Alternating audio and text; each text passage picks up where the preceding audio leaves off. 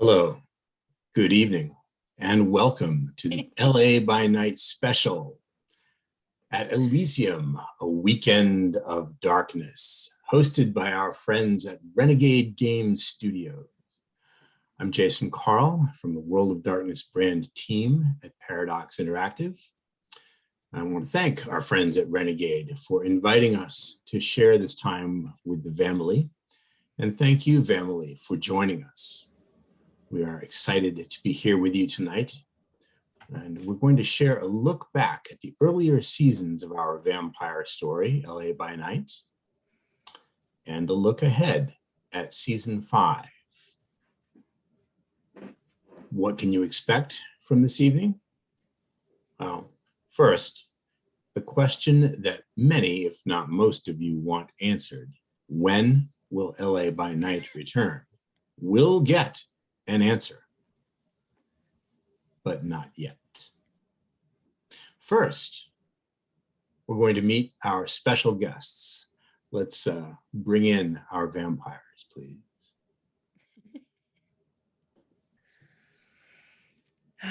That intro gave me chills. Hello, vampires. Vampire. Hello. Hello. Hi. Hello. It's good to see you all. Nice to see I you. think, Good to see you. Our family might not realize that even though we all live within a 30-minute drive of one another, more or less, we have seen each other almost not at all in person over the last 18 months, and even rarely on camera. So this is really awesome. Yeah. Let's give everyone a chance to introduce themselves.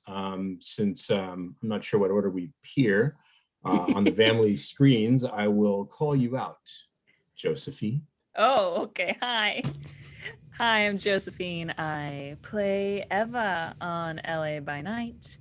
I'm an actor and gamer, and you can come hang out on my Twitch channel, twitch.tv/jcbim, or you can check out some of my horror movies on Shudder right now. And otherwise, I'm very excited to do some vampire things very soon.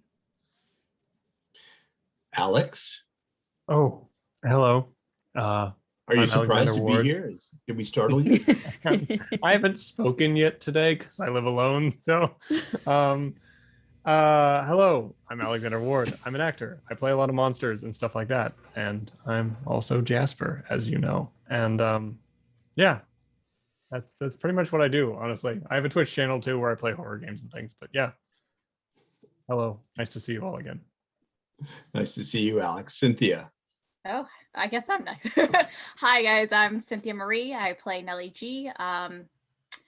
I play games as well. Probably not as frequent as everyone else because I am also an engineer in aerospace. So I am often whisked off to go do some engineering stuff.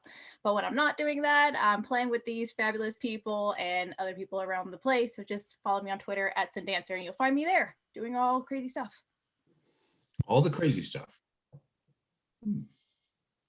And Nora.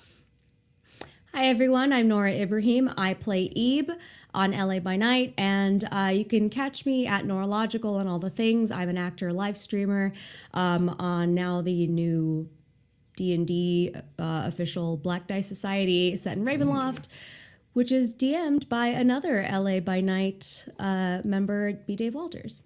And I also stream some other stuff pretty much every day of the week. Thank you, everybody. Okay, let's begin. Now, family, I'm sure you will have questions for us along the way. So please write them in chat, and our producer, Desiree, will do her best to capture those questions for us. I can't see you or the chat, but I can see a shared document where she's going to transcribe your questions. And from time to time, we'll pause and answer some of them as time allows. I'm sure there are no questions.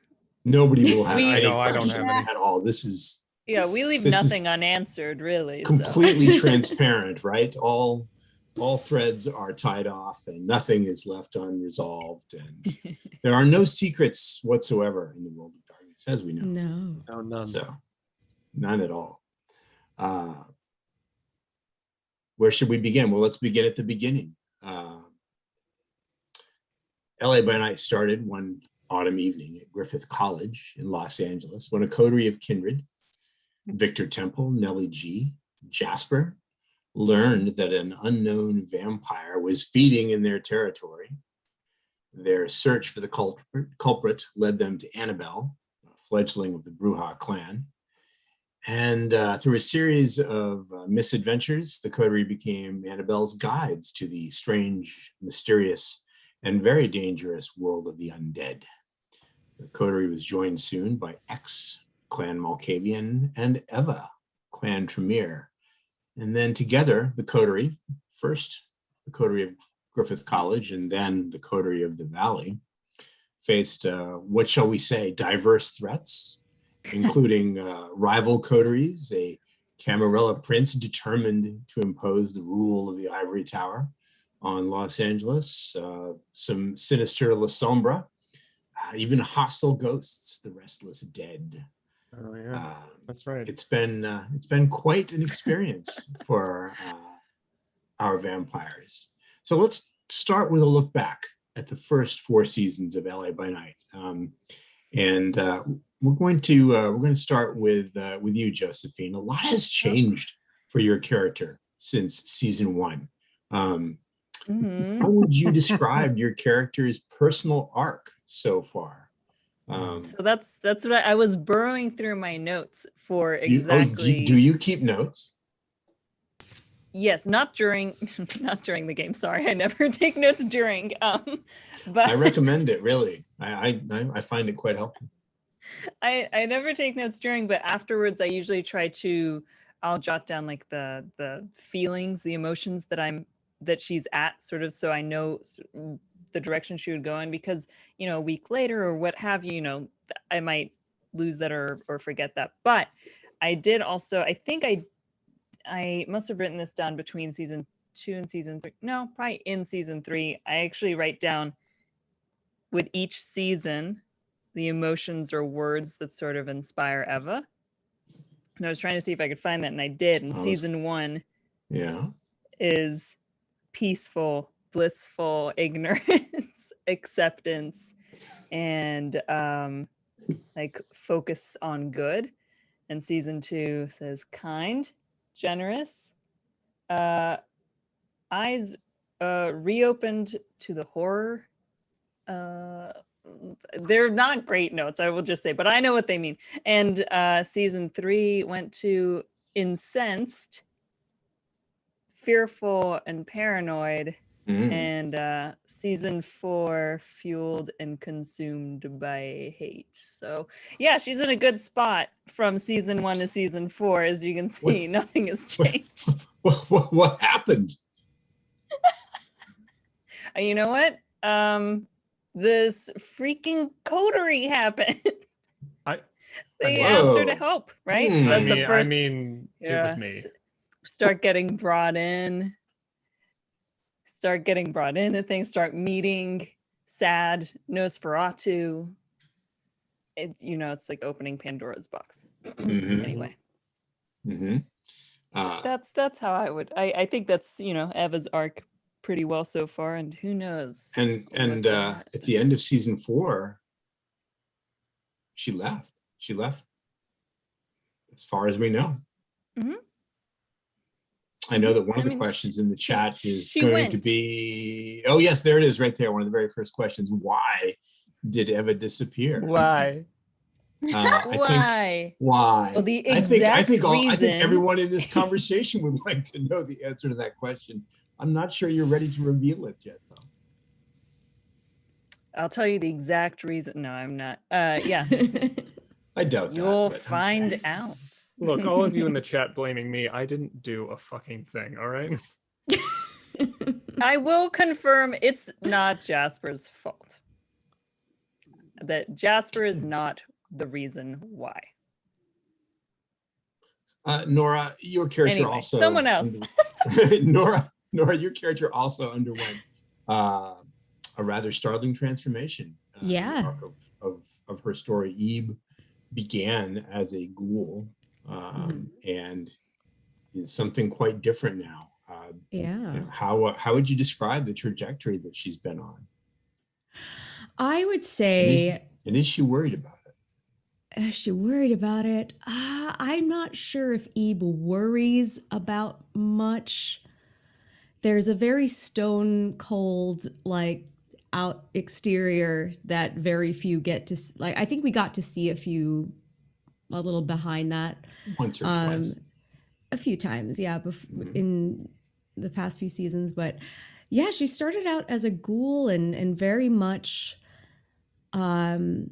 frustrated being a pawn in somebody else's chess game.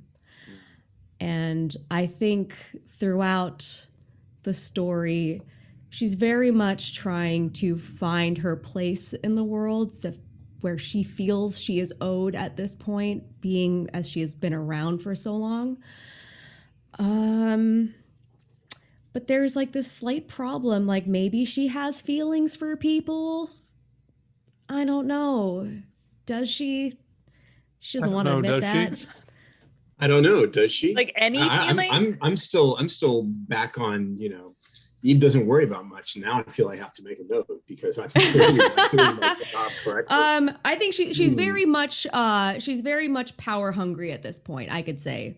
Like, she wants her place. She's ambitious. She wants her place in the world. She's tired of being a pawn for somebody else.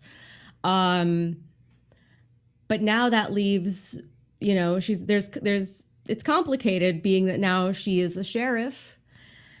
And certain people like to live stream everything that happens and bursts into flames every once in a while. And you can say whatever you want. He's not here. Well, how does that bursting into flames break the masquerade? That happens to normal people.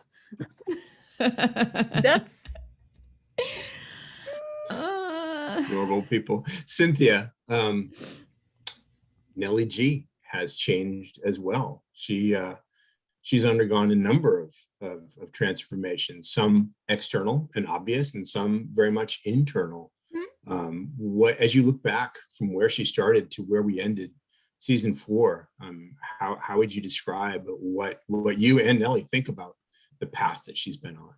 Oh, it's been a very interesting time for Nellie and for me as a player, to be honest with you, because it went from just this fashion designer assassin or seductive assassin to mama bear, Baron of Hollywood, trying to like manage everybody and take care and make sure that everybody's like safe and protected. So how's that working out? Just curious. Everything's up in flames. It's fine. It's fine. We'll be okay. I can manage this. I swear. It's like my own life. We can manage this. It's good to want things, I hear. Yeah, it is good. Plenty of things I want. Are there things you want? I mean, I have a couple of things set up, hopefully to help Jasper soon. Hopefully. Oh no, I mean just me. Damn. Yeah, she's just she's been a fun ride to go into and lean into actually this kind of like mom aspect, especially because in season 1, like the whole like I'm not your mom, like I don't need to deal with that, to like really just honing in into people's emotions and like really trying to understand where they're coming from so that they could be a part of our family, and feel wanted about it, and then having to go up against the Cam, who is very much not that aspect of life, and quite opposite, to see some of our friends, Nora, linking him with the Cam. It's kind of a tough situation for Nellie to kind of like not want to like pull her in and be like, what the heck? Like, I thought you were part of us, so it's been fun and interesting. Friend, I love that word. It covers all multitude of sins, doesn't it? It does. Interesting. Thank you, Cynthia. I feel like I should be making notes continuously. This is a note-taking session. It's never a not note-taking. Good rule. Don't recall agreeing to. Well, Alex. In some ways, I think it's fair to say Jasper has changed the least and the most out of all the characters that we spend time with most frequently on LA by Night. Some of the changes are a little difficult to observe in real time, but they're there, and some of them are profound. What can you tell us about where he is and where he's been? Well, Now I I'm mean, gonna take notes. I mean, it's escaped no one's notice that Jasper from the very beginning was a deeply unhappy person. And he still You is. don't say. But no, he's changed a lot because Jasper, at his core is a coward. And he didn't have any reason to live other than the fact that he was too scared to die when we met him. He hated what he is, or he does hate what he is, being a kindred. And the only reason he was still alive and doing things and participating was because that's what he needed to do, the bare minimum, to stay alive, because he was too scared to not be alive. So in his travels with his coterie and in meeting Eva, and that has changed over time, especially due to his relationship with Eva and his not wanting to die now for specific reasons other than just not wanting, being too scared to go away. Inconvenient. So it is inconvenient, makes things much more complicated, but Jasper also is somebody who is attracted to power and gaining power for himself, and that is through Eva and the other Tremere he has met, has become something that he's found a path forward to making himself feel more powerful, which is really the only thing that makes him feel like he's worth something. There's a question from the chat, and I apologize, I don't know who asked the question, so if it's yours, congratulations. Is there anything that stands out to you, Alex, that you wish Jasper had done differently?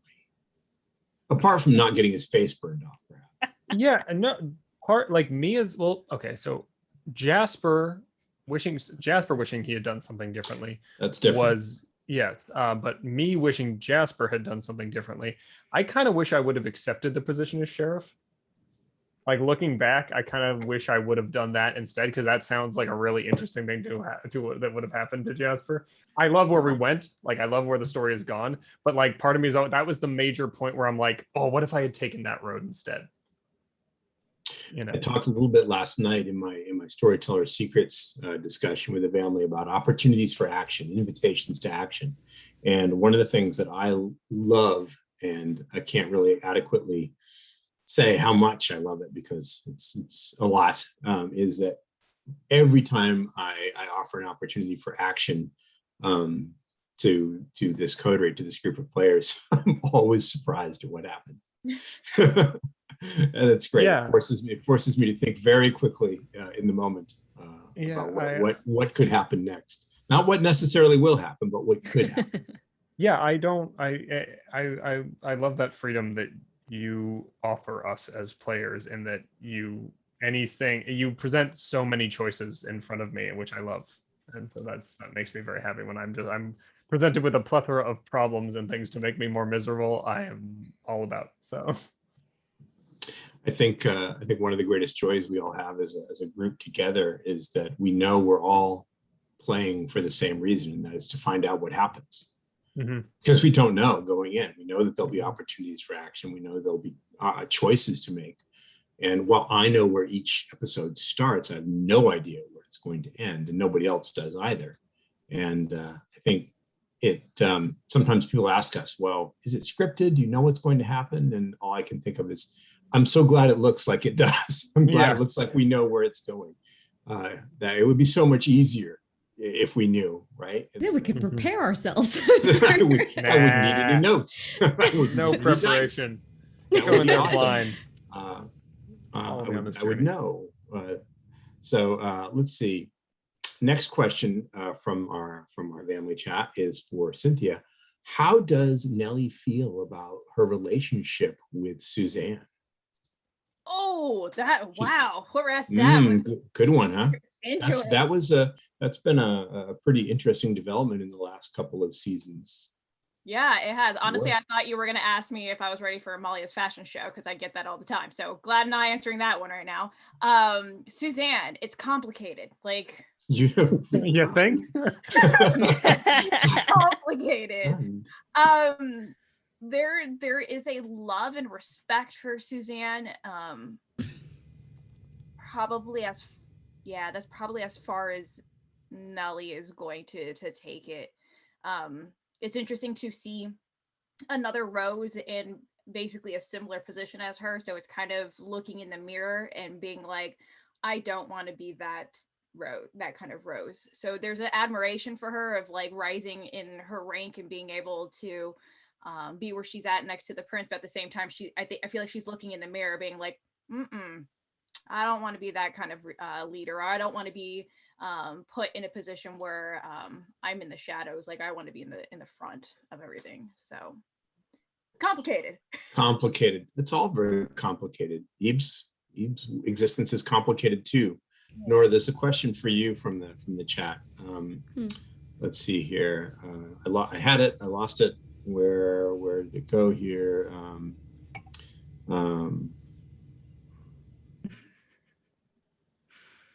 Here we go. How does Eve feel about her relationship with Victor? That's super complicated. I feel like we can answer every question with that. I'm curious to know myself, actually. Because that turned out that never started. The beginnings of that was not a friendship. That was an assignment. I was there on assignment.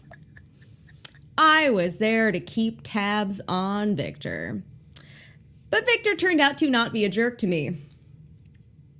However, Eve does feel a little slighted by, certain actions that Victor has taken throughout his barony, I suppose. And so it's never, work relationships are like that. It's hard because there is definitely a place in Eve's heart. If you dig deep enough for Victor, it's there. But does she agree with his actions? Hell no.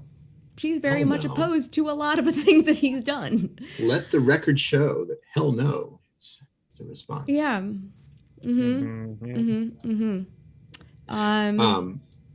I think it's fair to say that Josephine, that your character's relationship with Victor is changed too. A lot of things happened. What does she think? Or what is Eva feeling about that right now? I mean, Victor, B-Dave can't be here tonight, so I'll just speak for him. Good. Victor's character arc, his trajectory outwardly is very clear, right? He went from an equal member of the coterie to gaining a great deal of political power as the Baron of the San Fernando Valley, although I believe he claims more territory than the actual geographical valley might appear on the map. That has led him into a number of different conflicts, personally and politically. And, he's taken some actions directly affecting Eva from time to time that didn't always turn out the way anybody intended, perhaps. Yeah, there was another question that I think is related to this that was asking like what other character helps your character develop in a way that surprised you, and I was going to say that Victor is one of those that definitely I think changed a little bit of Eva's trajectory, and definitely my choices like in episodes in those moments and future episodes, to be vague and not super precise. Yay. It's like he went from being someone she thought could be different to feeling that he is similar to those she has met before. Just like the rest of them, huh? Actually, that's a good question for everybody, but for you, Alex, what other character in the past seasons has helped Jasper develop in a way that surprised you? X. Because how so? Well, when we started the show during season one, I missed half of the episodes because I was filming. You were filming on a set someplace. Yeah, that's right. Yeah, so I missed half of the episodes, which my first time I missed prompted us to bring Xander in as a guest, which I don't know if we had ever really considered doing guests before, like as like we do them now. No, that was our- that was a completely organic evolution born out of simultaneously out of necessity and inspiration, I suppose. and a lot of what is seen on LA by Night is I like to think it's innovative in a way for tabletop streaming shows, but it often happens because either I can't think of a way around a problem, or some interesting idea presents itself when we try to exactly experiment. like and that also, me saying X also goes without saying. I mean, Eva is so much part of Jasper's story. It almost seems like it's a core part of it. So I'm speaking outside of the Jasper Eva storyline to what other character affected him. And X is such a positive force in Jasper's life, as much as Jasper doesn't want it to be. Mhm.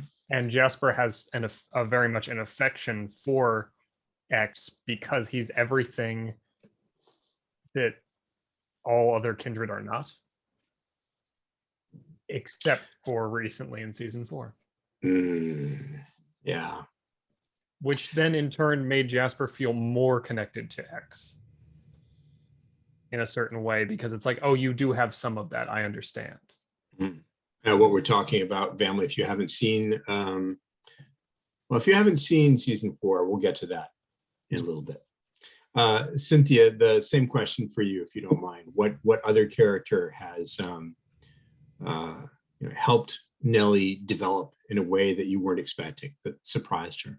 Yeah, I think the biggest surprise for me with Nellie's arc actually happened in season 4. Between season 3 and season 4. I would say that Suzanne and Vannevar are probably the ones that I didn't think. I was very surprised, specifically referring to the scene where I actually outright talked back to Vannevar. As the player, I was like, "This is how I die." I did not impossible.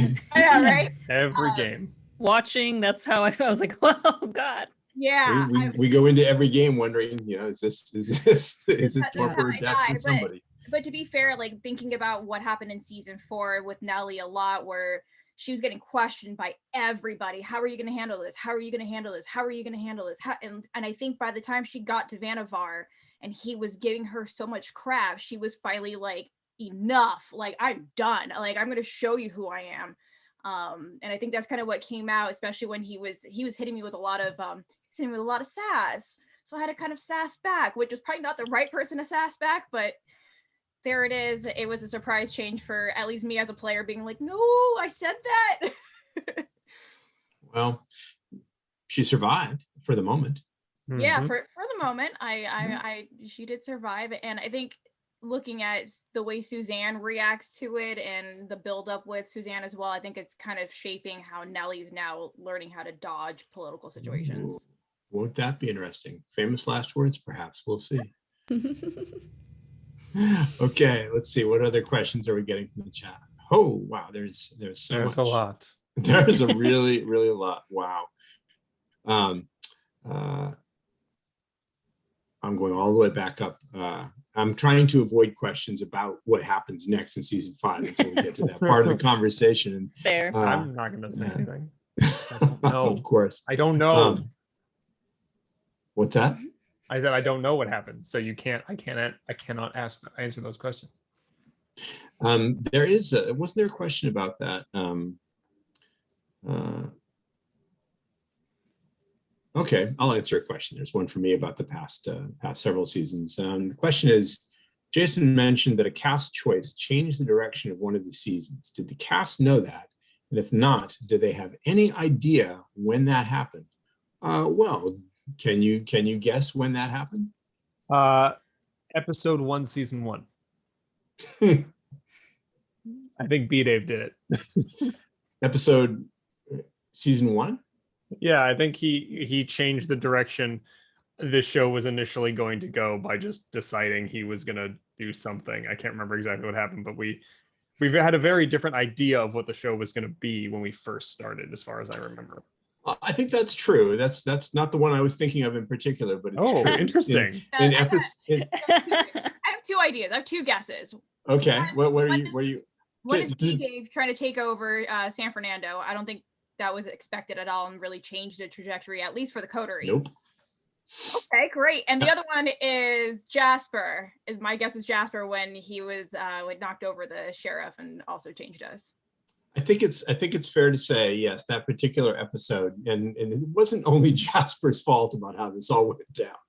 That particular episode where the coterie went to rescue the weird sisters from the clutches of the Camarilla, I thought I was prepared for every eventuality of what could possibly happen, and what happened completely changed the trajectory of the entire season. I thought I had a fairly good idea of all the possibilities that could occur. I mean, I don't know where it's going, but I try to think about what are the logical directions that the story could take and be ready for them.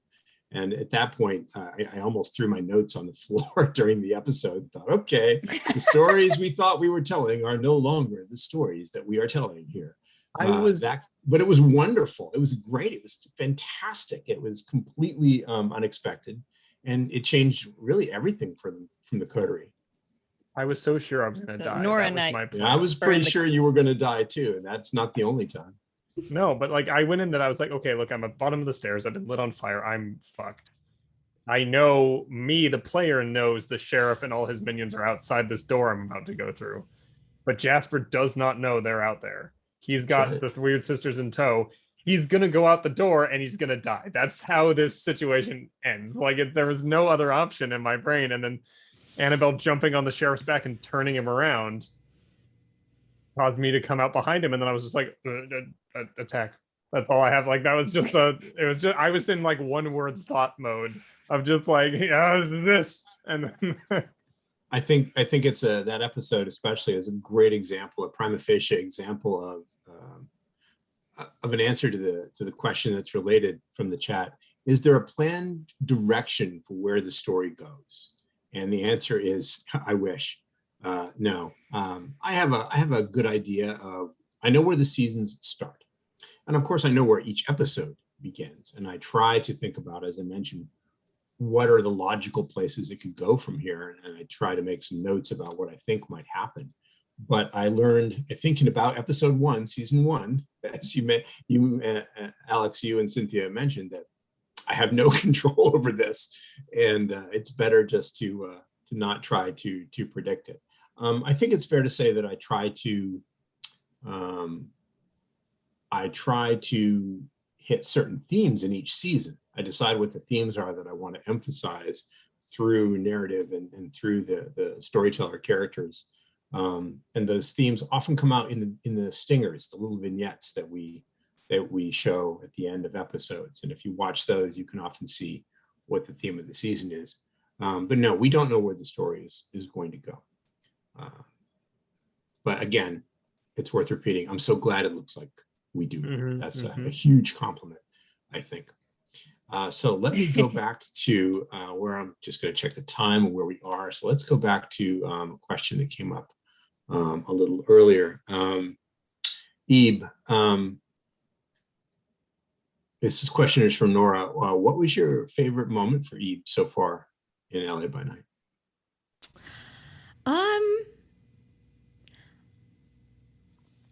That's hard because I loved every moment that I got to have with Greg doing the stakeout. Greg Demetrius, yes. Yeah.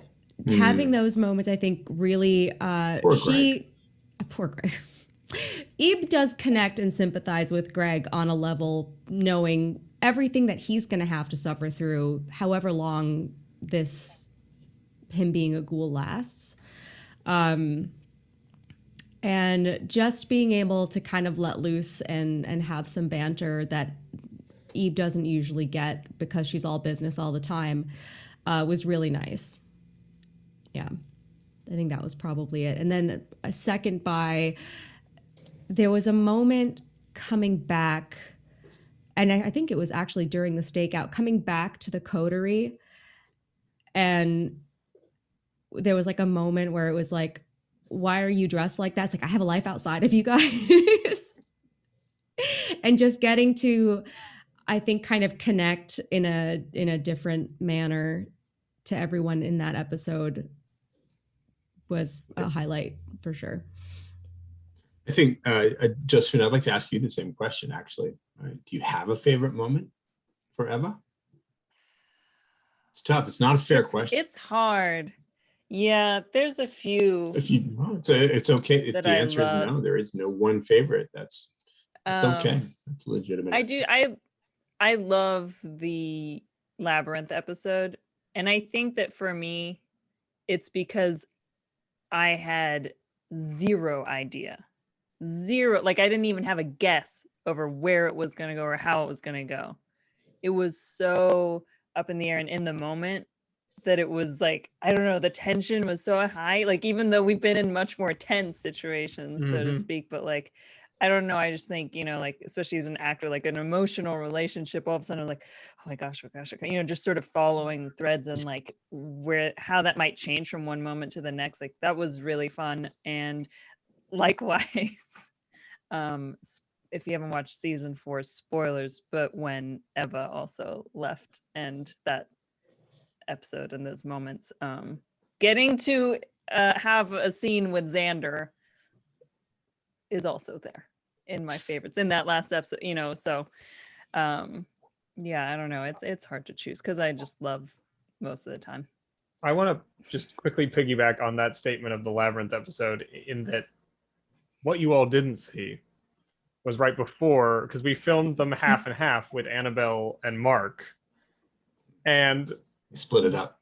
And Josephine and I are in the green room where we were shooting, and it's on the TV. We're watching Annabelle and Mark's episode, and they're going ham at each like, other. I think jaw dropped. We were just making out all over the place. And I'm just watching it going, whoa. Like I that was not where I was like, oh, this is where our show's going. Okay, yeah, whatever. And then Josephine comes out of the green room, pokes her head out, she looks at me and she goes, I'm not kissing you. And then goes back into the green room. And I just went, I didn't say you had to. So much did I didn't say that. Yeah, you did. So much becomes clear. All right. Good to know. I don't remember. It hadn't even I don't entered know my about mind that. that that's where we were going to go with that our part of the episode. And I was just like, wait, what? Why am I in trouble? What happened? Alex, there's another question for you. How do you get ready for an episode? How do you get into character as Jasper? And what do you do to prep? Do you do anything?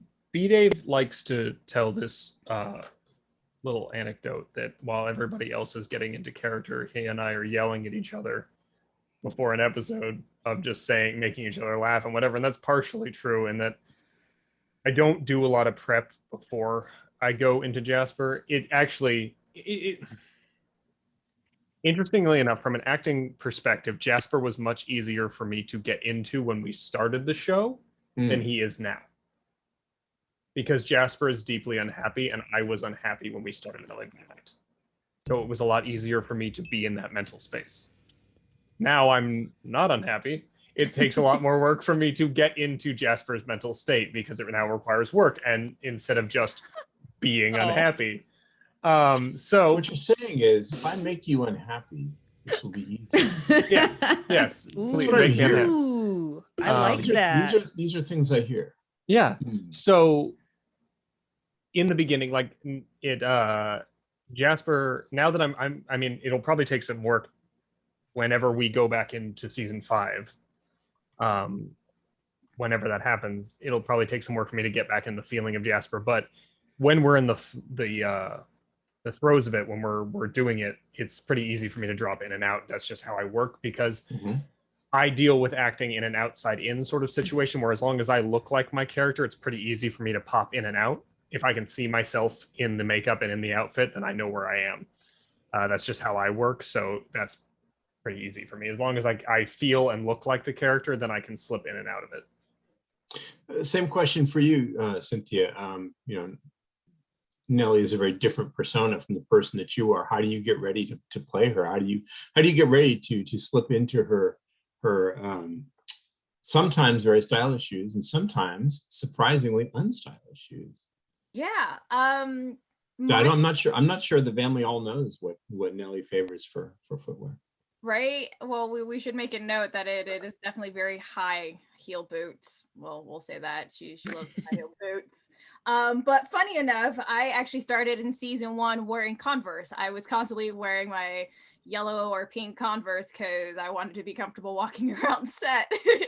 But to get into character, it's the makeup and the wig. Like once the wig kind of goes on, Nellie kind of comes up. I've been watching a lot of drag race, a lot of drag, so I feel like she's like kind of my drag persona, and like every time I put on like the wig, like it just becomes like that personality starts to come out. But like watching the rest of the group, like how everyone gets into character, like Erica's off with her like headphones on, Alex and B Dave are usually yelling at each other, so I usually just kind of like take my like moment like in the makeup chair and kind of just like let the chaos kind of go away, which I'm usually the one who tries to close the door in the green room so that it's just like kind of quiet for me, because I usually am running from work coming onto set, so I'm usually like frazzled and have to like take a moment to kind of like drop out of chaos mode and into like what Nellie is.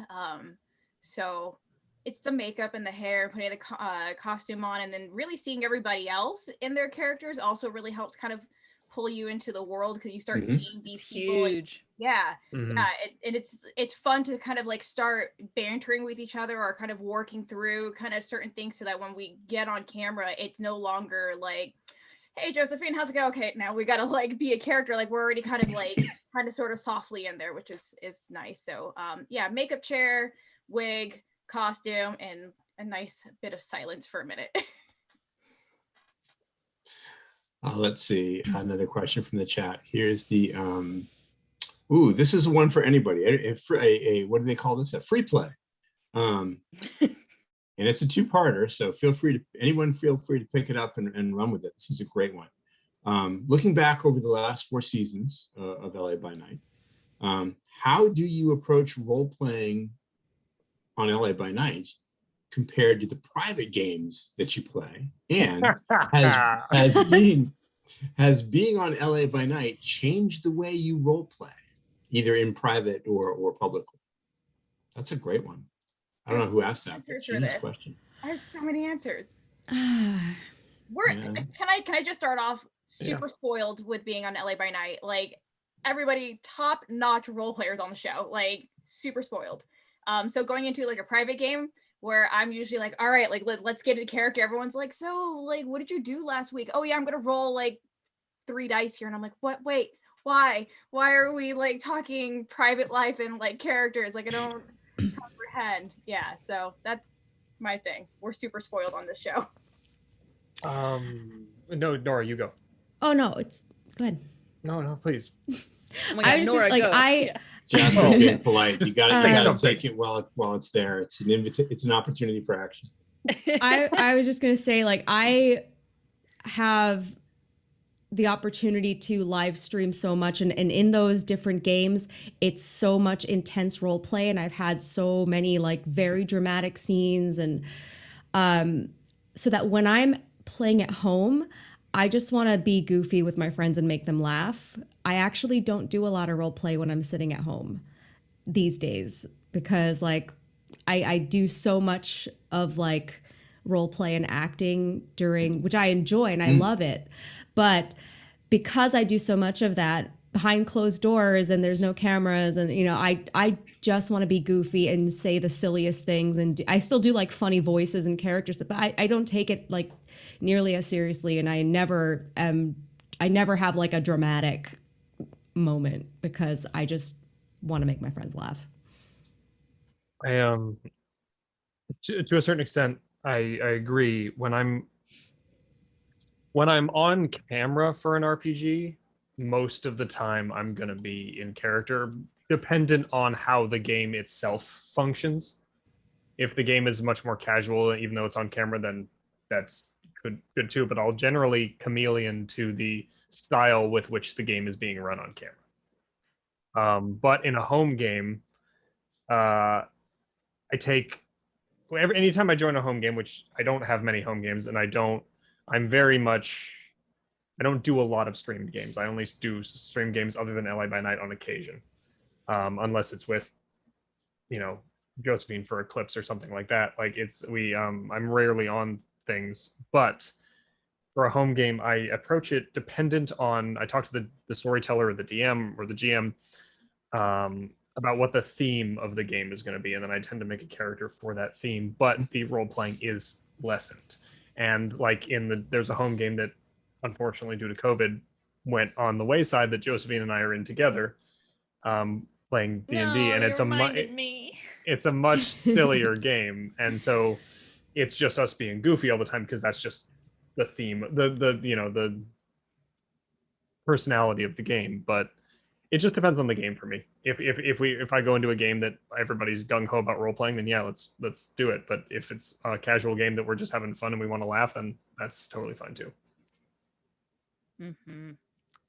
Yes, I'll say they're very different for me. I think at this point, like if someone invited me to a home game where they wanted it to be on the entire time, I just wouldn't do it, just because it's usually my time to turn all of that off and just have fun and be silly. And I do zero planning, zero thoughts.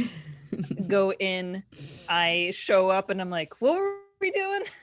Every single time, and I find out as we're going, and I just, it's just silly and fun. And I'm very lucky that like it hasn't changed, because I've been playing D&D since I was 5, so I've had the luck of just growing up playing these games. So it's just kind of, it is silliness and fun for me. And then when I'm on a show, it's just not the same at all for me. I am thinking of a character arc. I'm thinking of motivations. I'm thinking of goals. I'm thinking of so much more. I think of it in the same way as if I was handed a character for any sort of film or TV project. I would still, like it's one thing I think that's like scripted versus non-scripted, but it's not that. It's that I don't make those choices either, right? Someone else is writing the story, so I'm trying to justify and find reasons and parallels, and I try to think about how I feel about other characters all the time, so that I know that, and it's not Josephine's opinions, it's Eva's opinions, and so like there's so much more planning, and I would just never do that at home. Right. And like for a casual game, yeah. Piggybacking on that, the part of my brain, I approach LA by Night the same way I approach my job in the film industry, very much in a similar way, except there's one portion of my brain that differs between each. When I'm on set, there's a portion of my brain while I'm in character and while I'm doing everything that's thinking about my blocking and the scene and like all the technical aspects that are happening on set, and like all the I'm after I hit this mark and I have to do this, and I have to remember that I'm wearing fake claws so I can't do something, like all the stuff that I have to remember. That portion of my brain when we're playing LA by Night doesn't have to do any of those things because they aren't happening. So that portion of my brain is then thinking of the game and enjoying the actual the story we're telling is being enjoyed, yes, but the other half of my brain is enjoying the game that we're playing and actually the dice rolling and all those things. That's the other part. That's where my brain is going with that. So it's splitting those two avenues where, yes, I'm fully in character and I'm engaged in the story, but also I am loving the game. Even when it's stressful. Rolling dice is so fun. Yeah, it's so fun. I don't think I could do a completely dice. Obviously I love role playing, and I will there's so many episodes where we don't roll dice, but if it was completely bereft, I feel like I would be just like always wanting just for the it adds that little bit of chaos rolling across. Well, yeah. Speaking of stress and chaos, let's follow that up with another question for Alex. Please rank the following stresses in Jasper's life from highest to lowest. Eva, X, Chloe, Annabelle, and Strauss. What is he most stressed about, and what is he least stressed about from that list? Okay, from the top down. So wait, it was Eva, Eva, X, Annabelle, Chloe, Annabelle, and Strauss. Strauss. What's he stressed and worried about most? That's a great Top question. of the list, he's stressed out about Annabelle.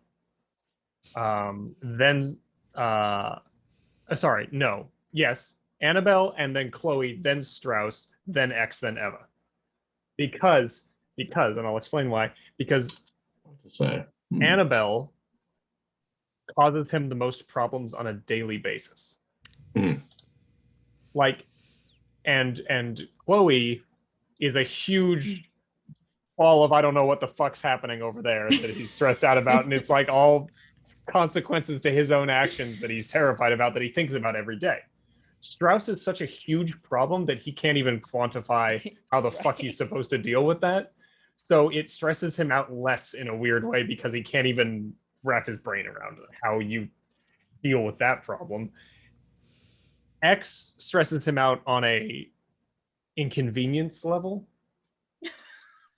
of just the stuff that X does that inconveniences Jasper's life. And Eva doesn't really stress Jasper out. Eva is where Jasper goes to not be stressed, except for very specifically at the end of season 4. So let's see here. I'm looking for more season 1 through 4 questions. Here's one for me. How did the characters manage to stay alive so well in spite of the odds and dice? Well, it's very difficult to kill kindred. Yeah. It's not something that can happen accidentally, except under some pretty extraordinary circumstances. The way that the Vampire the Masquerade rules work, in order to actually die, the final death, first, the kindred must be reduced to torpor. They need to have all their health boxes filled with enough damage that they go into torpor. Then and only then can they meet the final death. And then only if they take damage of a certain kind in excess of their filled up health boxes. So it's rarely a casual event, and it doesn't happen in the middle of a gunfight or a brawl or an altercation very, very often. It is possible, of course. And I think it's fair to say that Jasper has come within a health box or two at least twice. Yes, I think twice, maybe 3 times. Yeah, I was gonna ask how many torpors have we had? Because that's been more than I've been in one. I've been in torpor once. Yeah. Been in torpor once. Vampires tend not to murder each other. They're not strictly speaking immortal. I mean, we don't know, do we? How long is forever, right? How deep is a hole? How long is a piece of string? We don't know how long forever is. So as far as we know, kindred can live forever. It's a kind of immortality that just hasn't been tested yet. How could it be? But they are undead, and the way that most kindred approach unlife is that the longer they do survive, the more and more precious that existence becomes, and the less willing they are to risk it on outright confrontation.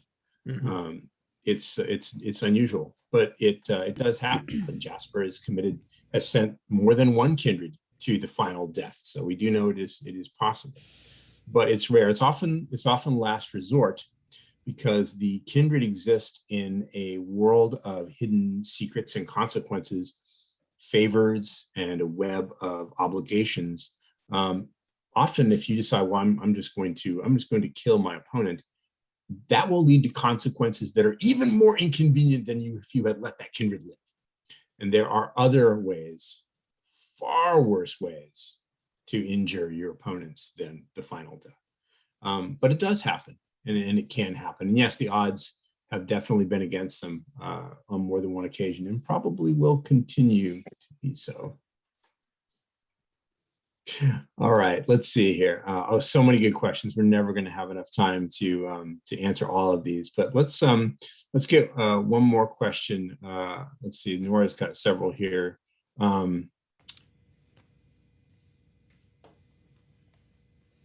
I had it here just a moment ago. Sorry. Oh, yes. Nora, given how intense the game gets, is it still fun? Always. You still have a good time, even though that the pressure just keeps ratcheting up. No, those intense moments are what I live for. I love the drama and the excitement and not knowing what's going to happen and getting to play off of each other's energy and it's always fun. It's always fun. And it's just all the better for like getting to role play with all these amazing people. So yeah, it's always a great time. I mean, if it's not fun for anybody, now would be a good time to say something. You're kind of too far in. I can't do anything to your character at the moment. It's too late. You're here forever. All right. Well, we've reached the part of our program where the question that we're going to answer next is, how do I get ready for season 5? How should we prepare? Well, there is an answer to this too. The first thing to recommend that you do, if you have the opportunity, family, is to take advantage of the fact that all the episodes are archived for you on Twitch and on YouTube, and not necessarily rewatch all the episodes. That's a big commitment, of course. Although I know that several of you have rewatched the series more than once. I'm going to recommend that you take a look at all the stingers, the 5-minute vignettes that are at the end of so many episodes. Those point a pretty clear thematic direction for where the story has been going. And those stingers are often the part of the show where I get to focus specifically on thematic questions and thematic suggestions as well. And yes, those are usually much more scripted, not always, but usually they have a lot more direction from me than the regular play of the game does. So I'm going to recommend that you take a look at all those moments that have been piling up over the last 4 seasons. And next, we're going to share something with you that I think will help you get ready for season 4. And it is a very short, I believe it's like a 6 or 7, 8 minute recap video of season 4, prepared by one of the family's own, Heidi von Schland. Heidi creates amazing videos that summarize each LA by Night episode, and she shares them with the family on YouTube and offers her own commentary and analysis on what she thinks is happening. And I have never told Heidi when she is right and when she is wrong, and mostly because it's more amusing for me if I don't. So we are going to share with you Heidi's recap of season 4 right now to help you prepare for what's ahead. When we come back, we'll ask some questions specifically about what will come, and then we'll talk about when you'll see it. So Desiree, if you could help us by sharing Heidi's recap.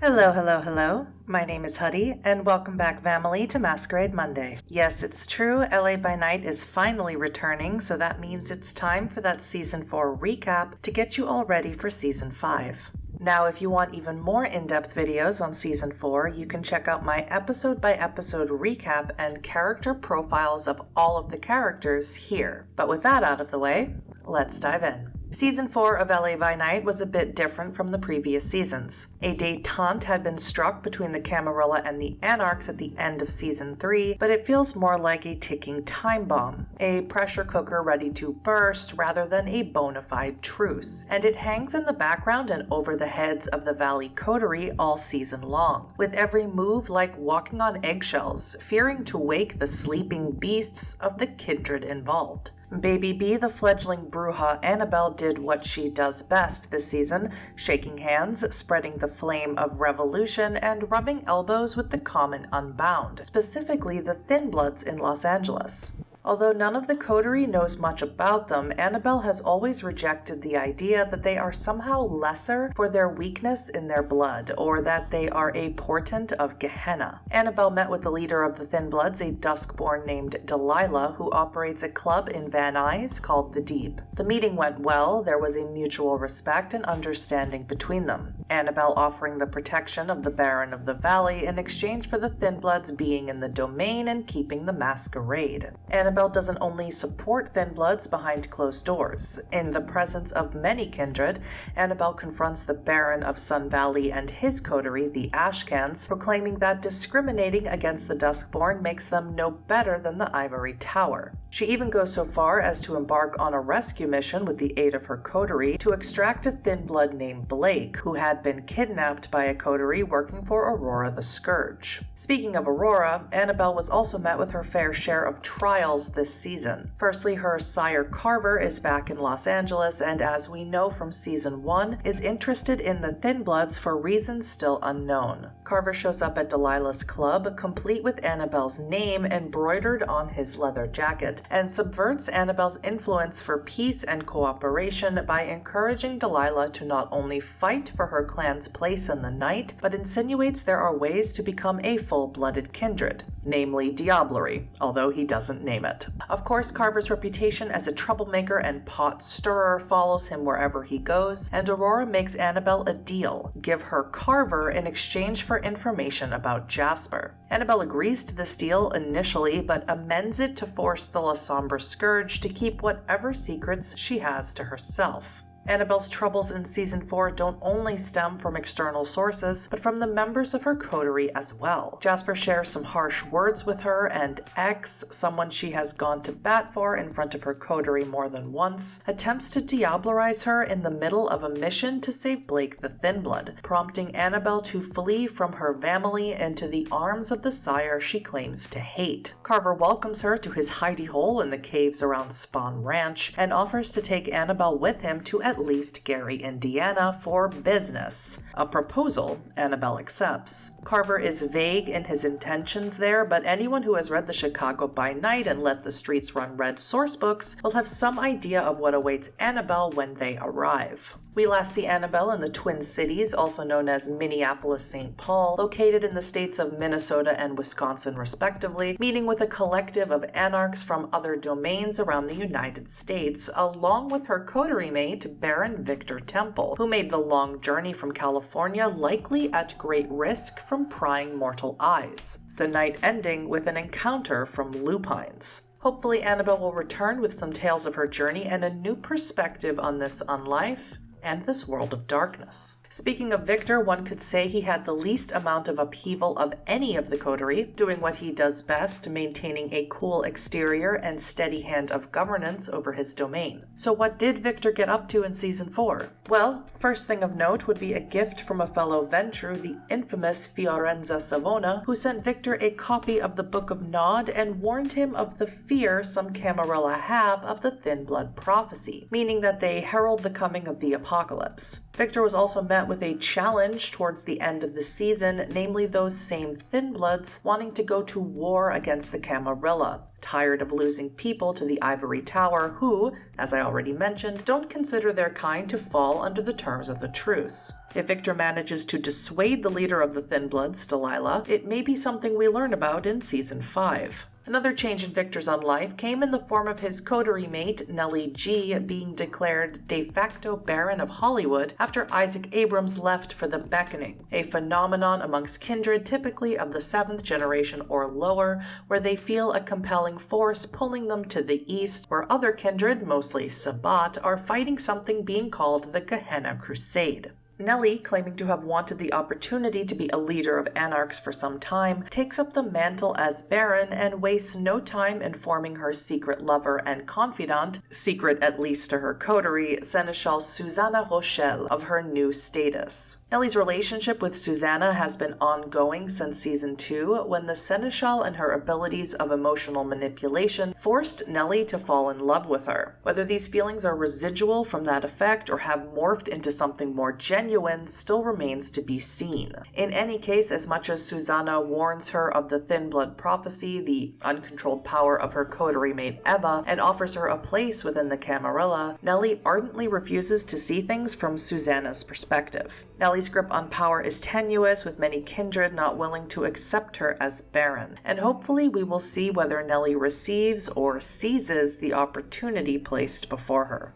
Speaking of Eva and those untold powers, she experienced a bit more turmoil than most in Season 4. Her general demeanor, her boldness, even her attire changed this season. No more was Eva the White Witch of Griffith Park, now donning a crimson apparel with mind and body set on revenge. After the events with Strauss and the Labyrinth in Season 3, it is hardly a surprise. What is a surprise is what is waiting for her, along with Jasper, down there in the Labyrinth, a gargoyle. The gargoyle is eventually dispatched with the help from 2 Camarilla Tremere and Eva's sire Katya, but it becomes crystal clear what Eva's intentions are, despite the consequences for those she loves and those she doesn't. After attempting to use the ley lines that reside in the Nexus Room of the Labyrinth to destroy the Magic Castle, a chantry for the Tremere in LA and a likely Strauss Haven, Eva only manages to do structural damage to the building before being pulled away by her former and current lover.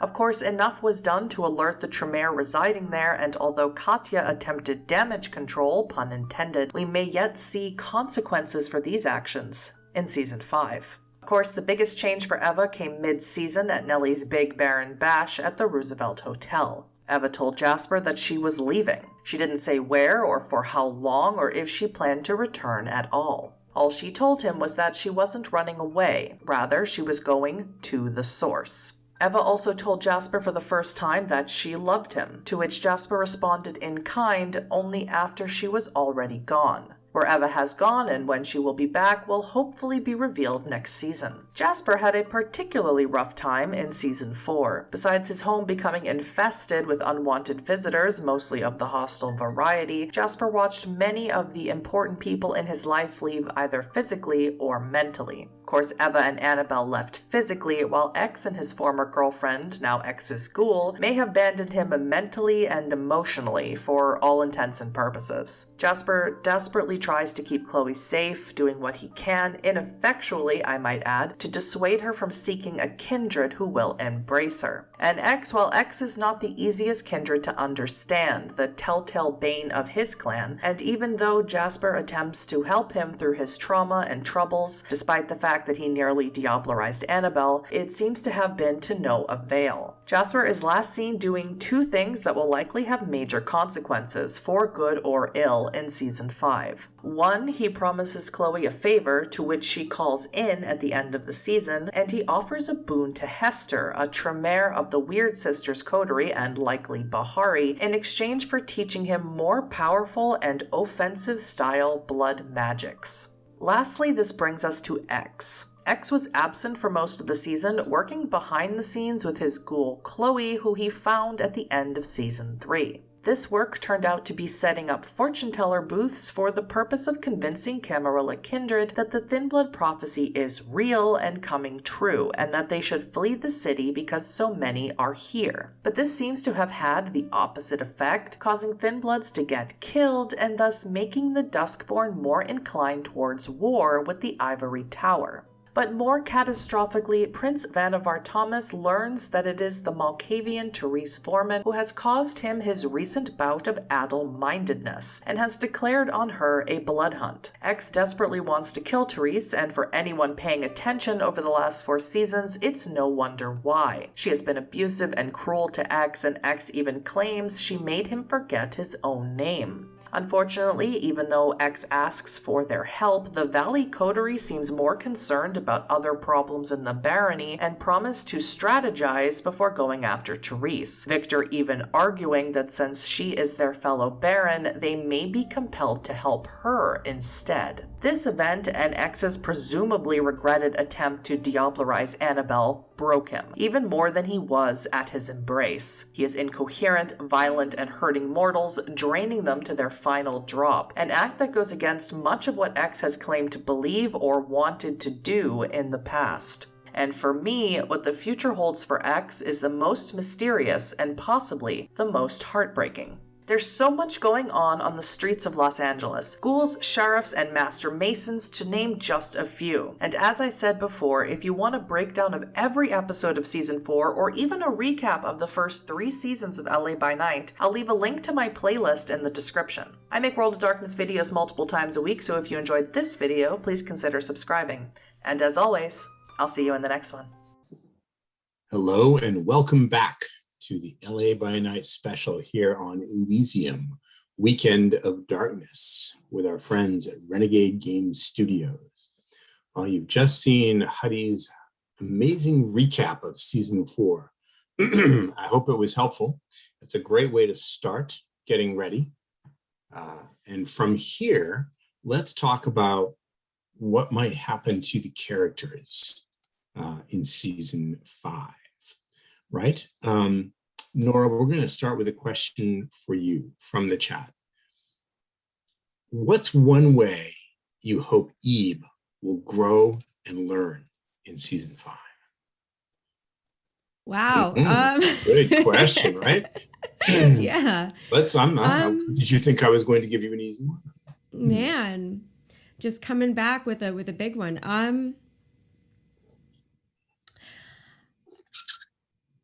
I hope that Ebe can, I guess, reach her or achieve her goals that she has in mind without compromising people in her life. Don't know if that's going to happen. Neither do I. That's what I hope. Same question for you. It's very hard to have to be power hungry and then have any sort of deep connections with people. So it's almost as though being a vampire is a double-edged sword. Almost. Same question for you, Cynthia. When you look ahead at Nellie after what's happened to her, especially after the events of season 4, what's one way that you hope she'll grow or that she'll learn? I hope that she would learn to probably have a little bit more control over things. Like, I feel like a lot of the chaos that's happening around her, she's trying desperately to hold on and it's not happening. So I'm hoping that like maybe she'll get some of that, probably learn a little bit more from, or learn more about folks so that she can connect with them more. I feel like she's been closed off a bit, and so reopening and connecting with kindred and like reassessing humanity for what it is, I think is kind of something I would want her to learn. She's got to be a Baron after all now, so she's got to be able to connect to folk on a different level. Now, I hear being Baron's a lot of work. Yeah, apparently. The next question here is for Jasper. For Alex. My apologies. That's fine. Alex, how does Jasper feel about his relationship with Annabelle after the conclusion of season 4? You mentioned earlier that he's very stressed about it, very worried. How does he see that relationship? That stress has been from season 1, but his relationship with Annabelle is definitely different now. Annabelle has done some things. Jasper was starting season 1, was trying to guide her into being Jasper being a completely unreliable narrator and not the best person in the world, trying to guide her to being what he perceived to be a better kindred, to take the kindred existence and turn it into something good from his perspective, is what he's been trying to do to guide her as best he can, being only a couple of years older than her himself. She has since done almost nothing of which he suggested, and has gone completely her own way, which every single person in Jasper's life, to almost 100% of them,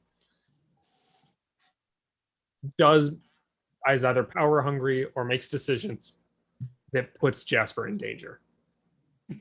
Victor, Nellie, Annabelle, they all make decisions that cause a person who does not want to be famous or to be in the limelight to be put in the limelight, to be viewed. Every one of them does it. And so his feelings towards Annabelle are definitely different now. She is now more on the same level that Nellie and Victor are for Jasper than she was before. Oh, fascinating, actually. Um, okay, I'm just making a mental note at the moment. We'll get around to that. And also, now he doesn't know where she is. So as of the end of season 4, he does not know where she's gone. That's very true. Because if he had to choose between the two of them, he chose X. Because he separated the two of them. He's known X longer and been friends with X longer and been a constant in Jasper. X has been a constant in Jasper's life that is, at this point, safer for Jasper to take than Annabelle. I think it's appropriate then the next question is for Josephine. Now, without telling us where Eva has been and what she's been doing, because I'm sure we'll see that eventually, let's focus on a different aspect of Eva's situation, and that is the very complicated relationship that she has with her sire, Katya. This is a very difficult sire-child relationship, and the question for you in the chat is, what's it like being able to portray? What's it like to portray this very complicated sire-child relationship? And where does Eva think that might go? Where does she hope it might go in season 5, if anywhere? First of all, it's so much fun to answer the first part of that. Also, just because I love Shane so much, so it's just always fun when we get to be on camera together. Me too. Especially if it's in any way like sort of like tense or fighting. You know, like if there's any tension, because like off camera, you know, we just love each other. Anyway, so it's just it's always exciting. As far as I don't want to. It's so hard to talk about like moving for season 5 or what. It's very difficult, I know. So it's tough. So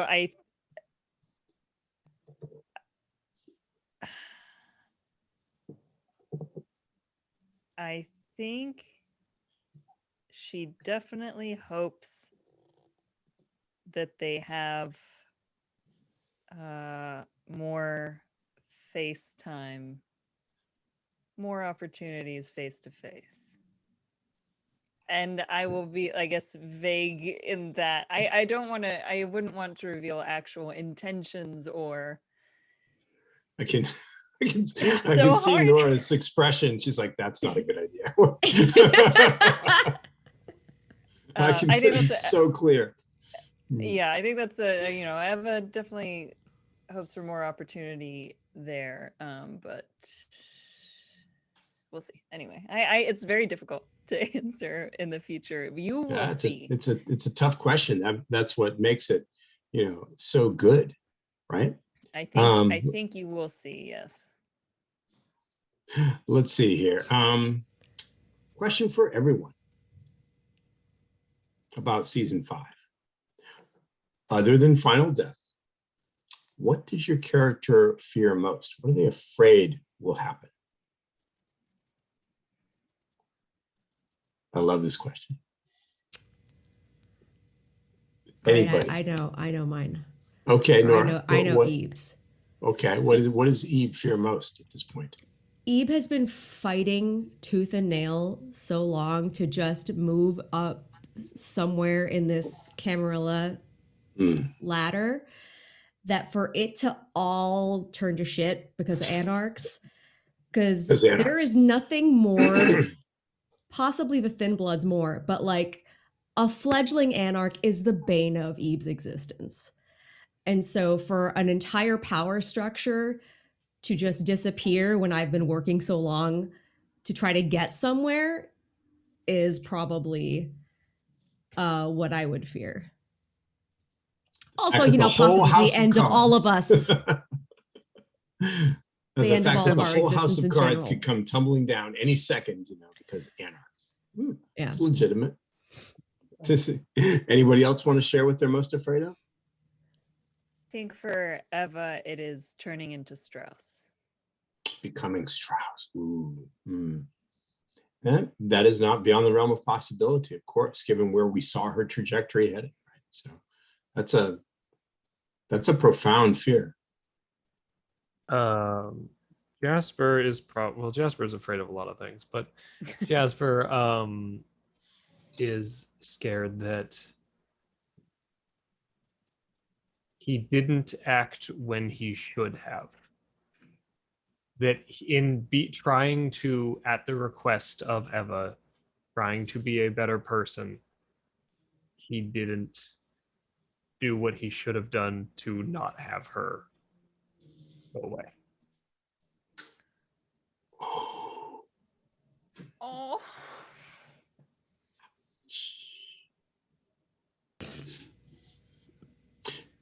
Josephine, do you care to retort? Or are you just gonna be- Yes, it was all his fault. Just role play a quick scene. Yeah, yes, it was you. It was you. It was all this my whole fault. time. Clearly.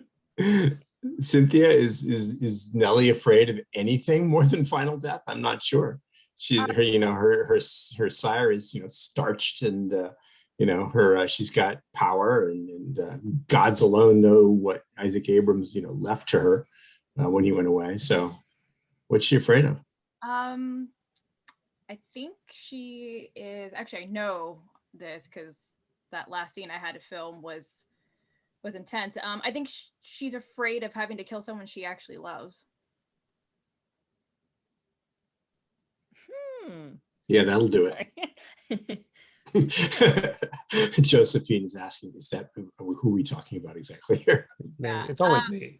Yeah. I mean, if you watched obviously the end scene of Nellie, she was faced with an ultimatum, and I obviously don't know what that trajectory is going to come out as, but I know that I can't just put like a fake decoy thing in there. So nope. It's a tough choice.